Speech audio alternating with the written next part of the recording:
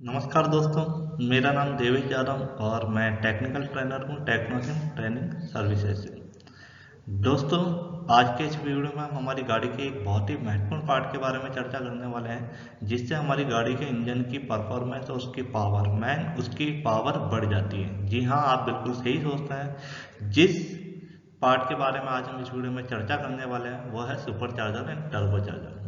पर जैसा कि आपको स्क्रीन पे दिखाई दे रहा है टर्बो चार्जर, तो आज के इस वीडियो में हम सिर्फ टर्बो चार्जर के बारे में बात करेंगे। सुपर चार्जर के लिए हम आपके लिए एक नया वीडियो लेकर के आएंगे।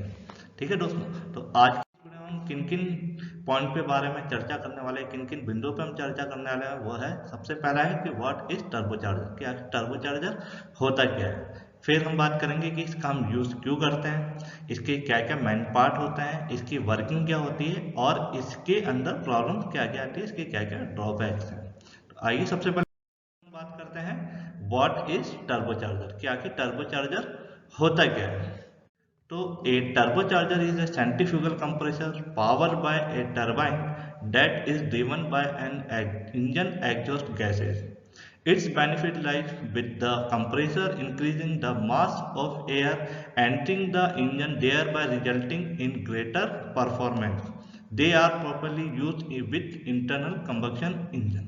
एक टर्बो चार्जर क्या होता है, एक सेंट्रीफ्यूगल कंप्रेसर होता है जो कि उसको पावर कहाँ से मिलती है, टरबाइन के द्वारा। और जो हमारी टरबाइन है वो किससे चलती है, वो किससे रन करती है, इंजन की एग्जॉस्ट गैसेस से। अब उसका बेनिफिट क्या होता है, जब ये वर्क करता है तो ये क्या करता है, जो हमारा एटमॉस्फेयर है उसे ज़्यादा से ज़्यादा एयर हमारी सक करता है, ज़्यादा से ज़्यादा एयर खींचता है और उसे इंजन के अंदर भेजता है। अब इसका क्या रिजल्ट आता है, इसका ये रिजल्ट आता है जब इंजन के अंदर ज़्यादा एयर अंदर जाती है तो हमारा फ्यूल ज़्यादा बर्न होता है, हमारी अच्छे से बर्न होता है, उससे हमारा क्या होता है, पावर हमें ज़्यादा मिलती है। अब ये कैसे मिलती है और इसका क्या फ़ायदा है, इसके लिए हम आगे बात करें।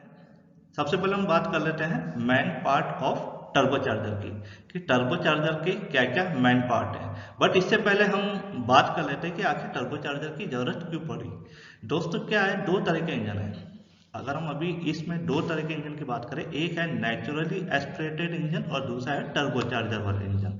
नेचुरली एस्पिरेटेड इंजन में क्या होता है, जैसे कि आपको पता है 4 स्ट्रोक में होता क्या है, डीजल इंजन की हम बात करें तो हमारी जो 4 स्ट्रोक है, suction, compression, power and exhaust. Suction compression में क्या होता है कि हमारे जो एटमॉस्फेयर से नेचुरल एयर आती है, जितना इंजन हमें जिसका करता है सक्शन स्ट्रोक के अंदर, तो वो इनलेट मैनिफोल्ड के द्वारा इनटेक वाल्व होते हुए वो हमारे इंजन में एंटर करती है। ठीक है, उसके बाद कंप्रेशन स्ट्रोक में वो जो एयर अंदर आती है वो कंप्रेस होती है। देन उसको हम क्या करते हैं, इंजेक्टर के द्वारा उसमें फ्यूल स्प्रे करते हैं, उससे हमें पावर मिलती है, हमारी जो जलता है वहाँ पे कंबक्शन होता है। उसके बाद पावर स्ट्रोक के बाद चौथे स्ट्रोक में क्या होता है, जो भी बर्न गैसेस है वो एग्जॉस्ट वॉल्व के द्वारा एग्जॉस्ट manifold से होती हुई एटमॉस्फेयर में चली जाती है। ठीक है दोस्तों, अब क्या है, जो हमारी जो बर्न गैसेस हैं, ये सबसे महत्वपूर्ण चीज है इसके अंदर। जो हमारी जो बर्न गैसेस हैं उनमें बहुत ज़्यादा एनर्जी होती है। अब हमें पास दो ऑप्शन है, या तो हम उस एनर्जी को वेस्ट जाने दें या फिर हम उसका कहीं ना कहीं यूज कर लें, जिससे कि हमारी गाड़ी के अंदर हमें कुछ ना कुछ फायदा हो। तो बहुत सोचने के बाद एक ऐसा पार्ट बनाया गया जिससे हमारी गाड़ी की, मतलब हमें हमारे इंजन का जो साइज है उसे नहीं बढ़ाना पड़ रहा है, उसके साइज को नहीं बढ़ाते हुए भी सेम साइज में हम हमारे इंजन की पावर को बढ़ा लें। तो एक ऐसा पार्ट बनाया गया है जो इंजन की जो एग्जॉस्ट गैस है उसकी जो एनर्जी है उसको यूज में ले ले, ठीक है, और हमारे इंजन की पावर को बढ़ा दें। इसलिए हम टर्बो चार्जर का यूज कर रहे हैं। अब हम बात करते हैं main part of turbo charger. Turbo charger का होता है क्या है, क्योंकि जो अब हम क्या कर रहे हैं, जो हमारी जो इंजन की वेस्ट गैस थी, जो एनर्जी जो उसकी थी वो हम वेस्ट जा रही थी, हम उसको क्या कर रहे हैं, काम में ले रहे हैं, किसके द्वारा, टर्बो चार्जर के द्वारा। अब कैसे काम में ले रहे हैं हम उसके बारे में चर्चा कर लेते हैं कि इसके क्या क्या मेन पार्ट है टर्बो चार्जर के। आप देख सकते हैं कि टर्बो चार्जर के 4 मेन पार्ट हैं। ठीक है, एक है टरबाइन, एक है कंप्रेसर और एक है शाफ्ट। इसको हम शाफ्ट में बोलेंगे, कॉमन शाफ्ट बोलेंगे। कॉमन शाफ्ट इसलिए बोलेंगे क्योंकि एक ही शाफ्ट पे एक तरफ हमारा टरबाइन व्हील जुड़ा होता है और एक तरफ हमारा कंप्रेसर व्हील जुड़ा होता है। ठीक है, और ये सारी चीज एक हाउसिंग के अंदर लगी होती है। ठीक है, आइए इसे हम और अच्छे तरीके से समझते हैं नेक्स्ट स्लाइड में। ठीक है, ये कंपोनेंट्स है चार्जर के, टर्बो चार्जर के। जैसा कि आपको दिखाई दे रहा है, ये है टरबाइन हाउसिंग। ये हमारा क्या है, टरबाइन सेक्शन है। ये हमारा टरबाइन हाउसिंग है। ये हमारा टरबाइन व्हील है। ठीक है दोस्तों, यहाँ से हमारी जो एग्जॉस्ट गैस है वो इसके अंदर एंटर करती है और यहाँ से रन करती हुई टरबाइन को रन कराती है, चलाती है और एटमॉस्फेयर में निकल जाती है। ये हमारा कंप्रेशन सेक्शन है। ये हमारी कंप्रेशन हाउसिंग है। इसमें एक कंप्रेसर टरबाइन लगी हुई है। यहाँ से हमारी एयर सक की जाती है, ज़्यादा से ज़्यादा मात्रा में एयर कंप्रेस की जाती है और यहाँ से इसे हम आगे इंजन के लिए भेजते हैं। ठीक है दोस्तों, इसका एक क्रॉस सेक्शन भी मैं आपके सामने लेके आया हूँ जिससे आपको समझने में काफ़ी आसानी होगी।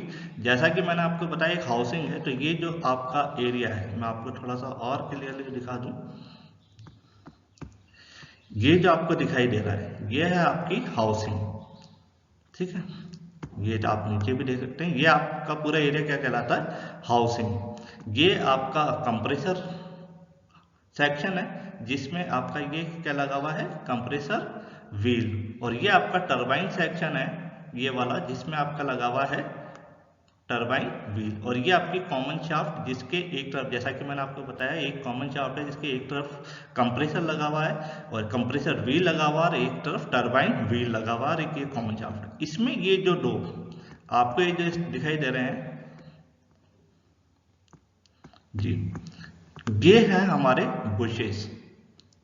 ठीक, और यहाँ पे हमारी एक रिंग लगी होती है जो कि, और ये है हमारी ऑयल गैलरी। यहाँ से हमारा ऑयल आता है जो कि जब ये रन करता है तो इसे लुब्रिकेंट करने का काम करता है। ठीक है, अब हम बात कर रहे हैं कि आखिर टर्बो चार्जर वर्क कैसे करता है, ये काम कैसे करता है। तो इसके लिए मैंने एक डायग्राम बनाया है जिससे कि आपको समझने में काफ़ी आसानी होगी। सबसे पहले हम बात करते हैं इंजन की। इंजन की जैसा कि वर्किंग के बारे में हम अभी चर्चा कर चुके हैं। ठीक है, तो इंजन जब हमारा वर्क करता है तो जब हमारी एग्जॉस्ट गैसेस निकलती है, ठीक है, तो नेचुरली जो एस्पिरेटेड इंजन है उसमें हम क्या कर रहे हैं, इंजन की जो एनर्जी, इंजन की जो एग्जॉस्ट गैस की जो एनर्जी है उसको हम क्या कर रहे हैं, वेस्ट जाने दे रहे हैं। बट टर्बो चार्जर वाले जो हमारे इंजन है जिसमें टर्बो चार्जर यूज किया जा रहा है उसमें हम क्या कर रहे हैं, इंजन की एग्जॉस्ट गैस को हम यूज ले रहे हैं। तो इंजन जब इसके चारों स्ट्रोक कंप्लीट हो जाते हैं तो जो एग्जॉस्ट गैस निकलती है वो गैस कहाँ जाती है, टर्बो चार्जर की तरफ, और वो क्या करती है, टरबाइन के व्हील को रन कराती है, उसको रोटेट करती है।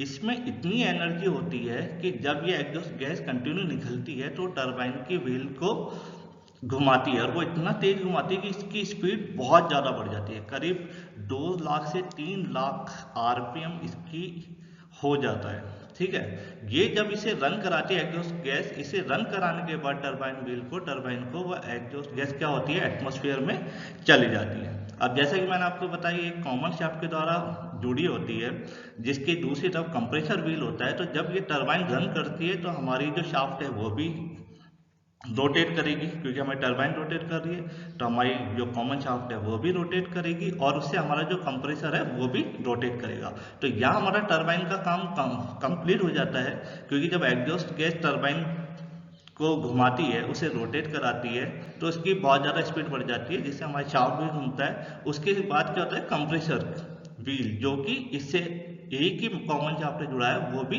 रोटेट करता है। जब वो रोटेट करता है तो वो क्या करता है, हमारे एटमॉस्फेयर से जो फ्रेश एयर है उसे ज़्यादा से ज़्यादा मात्रा में खींचता है, ज़्यादा से ज़्यादा मात्रा में उसे लेगा, सक करेगा, जिससे क्या होगा, हमारी जो एयर है वो कंप्रेस्ड होकर के आगे की तरफ जाएगी हमारे गाड़ी के अंदर, इंजन की तरफ। अब क्या है, कंप्रेसर का काम क्या हो गया, उसने क्या करा, सारी एयर खींची, एयर एटमॉस्फेयर से सक करी। जब कंप्रेस्ड एयर जब अंदर जाएगी तो कंप्रेस्ड एयर का क्या होगा, उसका प्रेशर भी बढ़ेगा और उसका टेम्परेचर भी बढ़ा होगा।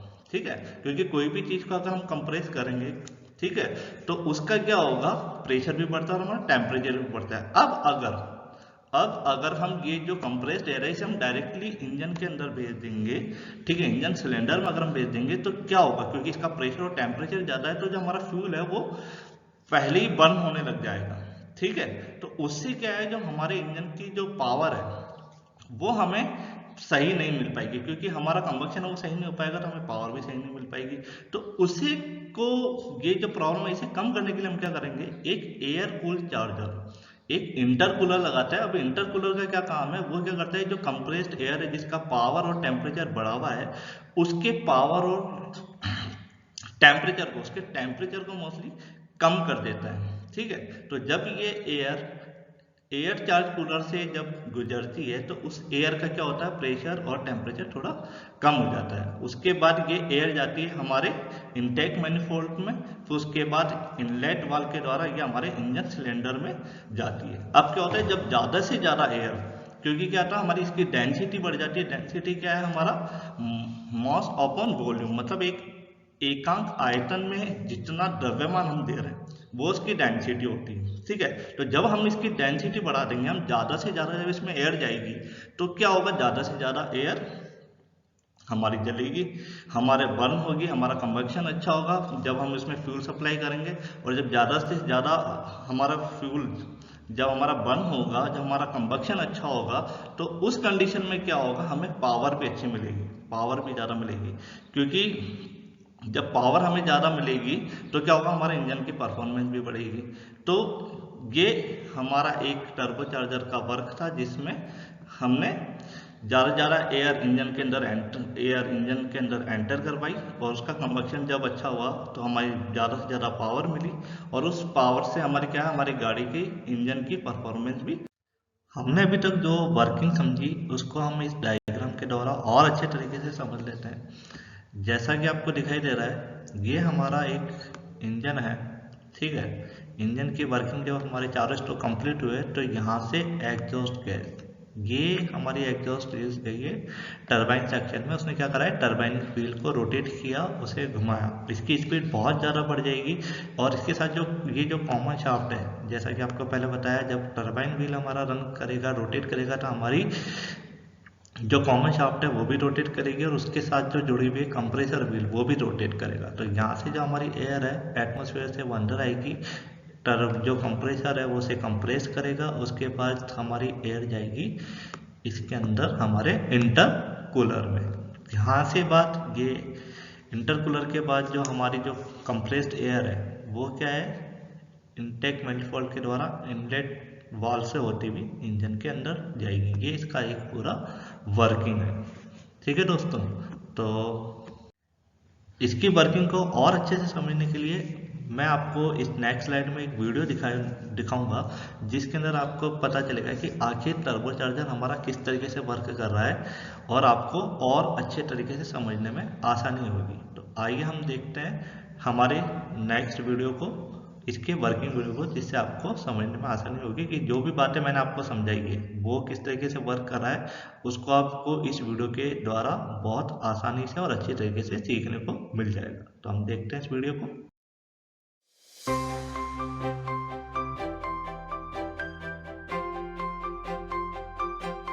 A turbocharger provides an effective solution to one of the challenges facing many engine makers: how to breathe more air into the combustion chamber and do it efficiently. Here's how a turbocharger works. To get more air into the engine, a turbocharging system starts with an engine exhaust gas, power that is essentially wasted in non-turbo engines. This exhaust gas is channeled into the turbo, where it spins a turbine wheel. This highly engineered wheel spins quite fast, reaching speeds of up to 280,000 RPM. On the other side of the turbine wheel, connected by a shaft, is a compressor wheel. These two wheels turn together, and the rapid spinning allows the compressor to suck in large amounts of ambient air and compress it. As a result, the air is very dense and has a higher temperature. This air then passes through a charged air cooler, where it's cooled and gains an even higher density prior to entering the engine. Once in the engine, the compressed air allows the engine to effectively burn more fuel, making for extremely efficient engine operation. With better combustion, engine makers no longer have to resort to building bigger engines to get more power. Instead, they can use smaller, more fuel-efficient boosted engines, then match the power of the larger engine, while consuming up to 40% less fuel and emitting significantly less CO2, making turbocharging a technology that's perfectly in tune with the needs of the 21st century.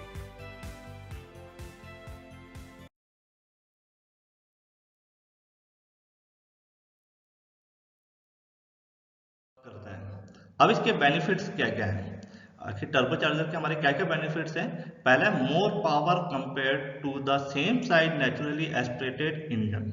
ठीक है, जैसे कि मैंने बात करी कि हमें क्या है, ज़्यादा पावर मिलेगी जो हमारा नेचुरली एस्पिरेटेड इंजन है उसके द्वारा, उसके कंपेयर में, क्योंकि साइज हमारा सेम है।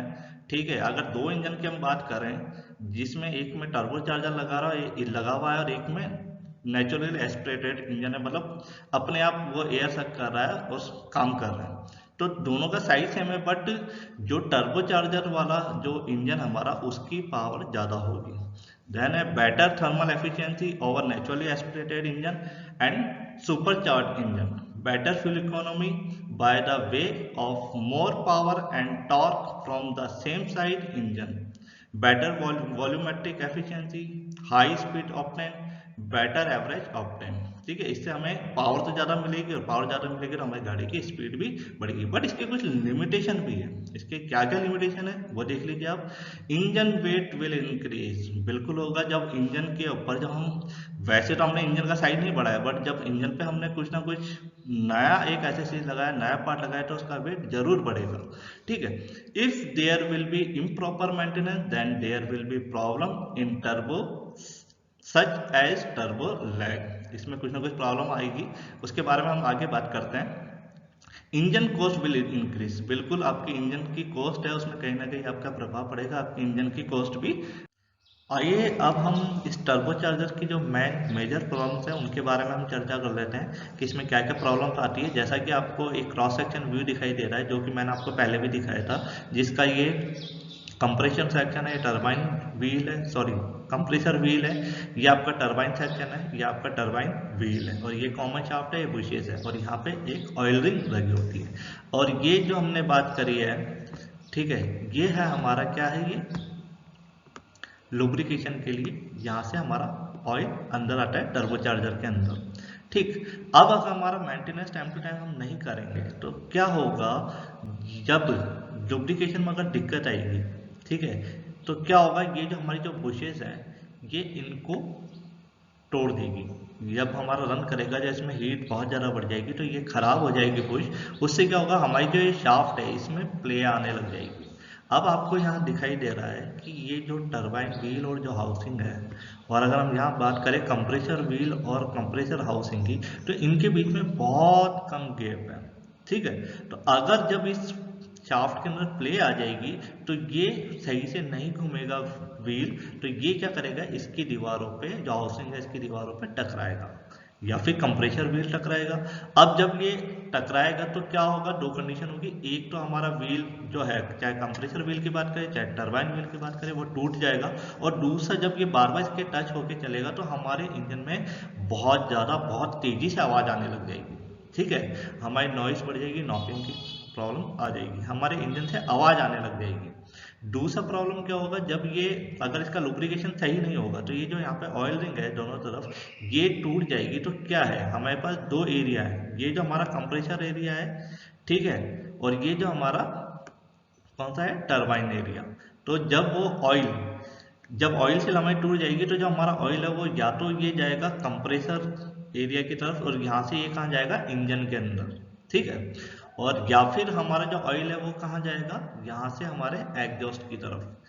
अब क्या है, जब ऑयल इंजन की तरफ जाएगा तो वो क्या करेगा, हमारे इनलेट मैनिफोल्ड के द्वारा, इनलेट वाल्व से होते हुए इंजन के अंदर भी जाएगा। उससे क्या है, हमारी गाड़ी के अंदर बहुत ही ज़्यादा काला धुआं देना लग जाएगी हमारी गाड़ी। जब ये हमें प्रॉब्लम होगी, जब हमारा ये ऑयल लीकेज होगा, और हमारे जब ऑयल लीकेज होकर के इंजन की ओर जाएगा तो हमारे इंजन में बहुत ही काला धुआं देना लग जाएगा।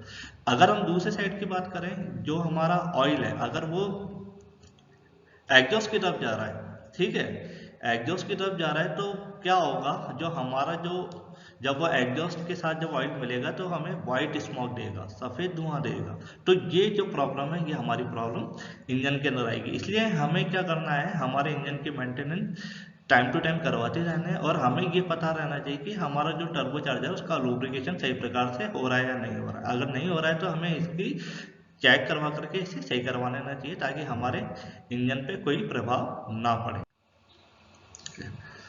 अब हम आगे चलते हैं।